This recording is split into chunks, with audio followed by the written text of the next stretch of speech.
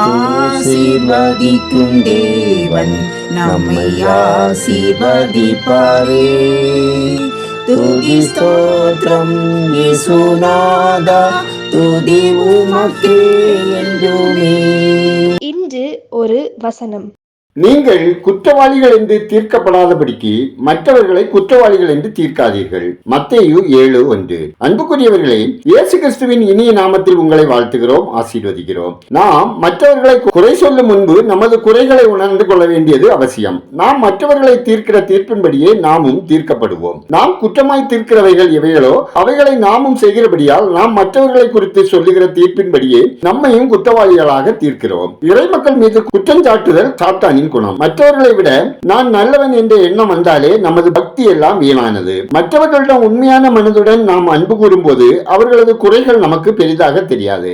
அன்பு எல்லா பாவங்களையும் மூடும். நம்முடைய குறைகளை பிறர் கூறி திரிவதை நாம் விரும்புவதில்லையே. அப்படியானால் நாம் ஏன் பிறருடைய குறைகளை கூறி திரிய வேண்டும்? மனிதர் உங்களுக்கு எவைகளை செய்ய விரும்புகிறீர்களோ அவைகளையே நீங்களும் அவர்களுக்கு செய்யுங்கள். நாம் மற்றவர்களிடம் இரக்கமற்று நடந்து கொண்டால் நமது மூடத்தனத்தை நாம் புரிந்து கொள்ளும்படியான சூழல்களை கடவுள் நமது வாழ்வில் கொண்டு வருவார். நம்மை நாமே பரிசீலித்துக் கொண்டால் மற்றவர்களிடம் குறைக்கான நமக்கு நேரம் இல்லாமல் போகும். நாம் ஜெபிப்போம். அன்பும் இரக்கமும் காருண்யமும் நிறைந்த பரலோக பிதாவே, ஆசீர்வாதமான இந்த நாளுக்காய், இந்த நாளின் வசனத்துக்காய் நன்றி சொல்லுகிறோம். அப்பா, வசனத்தின்படி எங்களை ஆராய்ந்து சரி செய்து உமக்கு முன்பாக உண்மையாய் உத்தமமாய் வாழ வழி நடத்துங்க. கர்த்தாவே, ஒவ்வொரு குடும்பத்திலும் உள்ளவர்களையும் ஆசீர்வதி. ஒவ்வொருவரும் தமது பொறுப்புகளை உணர்ந்து உமக்கு முன்பாக உண்மையாய் உத்தமமாய் பரிசுத்தமாய் மற்றவரிடத்தில் குறை காண்பதை தவிர்த்து அவர்களில் உள்ள நிறைவுகளை காணவும் மற்றவர்களை துன்பப்படுத்தாமல் இரக்கத்தோடு அன்பு கூறவும் வழிநடத்துங்க.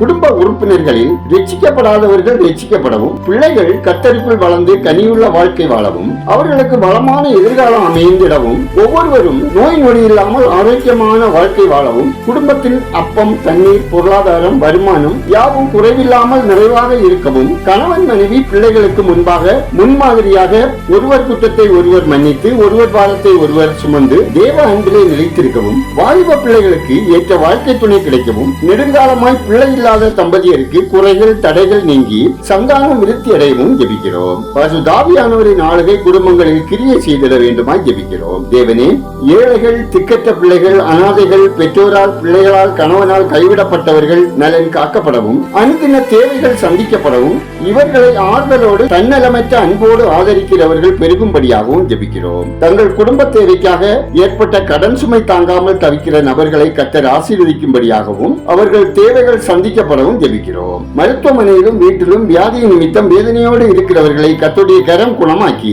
வேதனை நீங்கி சுகமாக வாழ கிருபை செய்யுங்க. பயணம் செய்கிறவர்கள் பாதுகாக்கப்படவும், அரசு துறைகளில், தனியார் நிறுவனங்களில் பணிபுரியும் ஒவ்வொருவரும் உண்மை உள்ளவர்களாகவும் நீதி, நேர்மை, இரக்கம், தயவு உள்ளவர்களாகவும் வாழ்ந்திட ஜெபிக்கிறோம். தேசம் ஆசீர்வதிக்கப்படவும், மழை வெள்ளத்தினால் நிலச்சரிவினால் பாதிக்கப்பட்டவர்களுக்கு ஏற்ற உதவியும், இழப்பின் மத்தியில் வாடுகிறவர்களுக்கு ஆறுதலும் ஏற்படவும், ஆட்சியாளர்கள் கர்த்தருக்கு பயந்து உண்மையாய் நேர்மையாய் பொறுப்புகளை செயல்படுத்தவும் தேவரீர் கிரியை செய்ய ஜெபிக்கிறோம். எங்கள் ஜெபத்தை கேட்டு பதில் தருகிறவரே உமக்கு நன்றி சொல்லுகிறோம். துதி கனமையுமே உமக்கே செலுத்துகிறோம். இயேசுவின் நாமத்தில் ஜெபிக்கிறோம் எங்கள் ஜெபங்களும் நல்ல பிதாவே, ஆமென்.